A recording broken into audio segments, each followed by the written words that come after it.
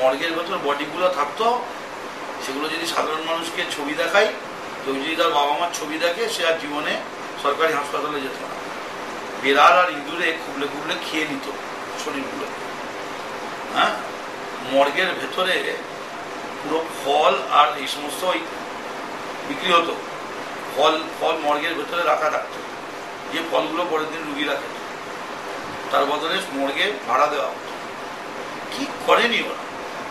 হাসপাতালে চাকরি দেবো বলে নার্স মেয়েদের, বাংলার মেয়েদের নিয়ে সিপিএম এর নেতৃত্ব বিভিন্ন জায়গায় গভর্নিং বডিতে থেকে হাসপাতালের তারা পরিচালন সমিতিতে থেকে হাসপাতালগুলোকে রেস্টরুম বানিয়ে দিয়েছিল। আজকে দিদিমণি চিফ মিনিস্টার যেখানে গিয়েছিলেন, আমাদের রামরিকা সরলালকা, এগুলো তো সিপিএম এর রেস্টরুম ছিল, ফুর্তির আসর বস্তু।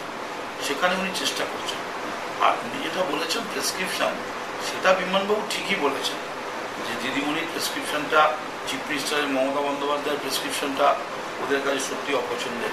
কারণ এর আগে মমতা বন্দ্যোপাধ্যায় যে প্রেসক্রিপশনটা দিয়েছিলেন, সেই প্রেসক্রিপশনে তো মোটামুটি সিপিএম আবার আলিমুদ্দিনে ঢুকে গেছে, তো অন্য কারোর প্রেসক্রিপশনে তো যায়নি।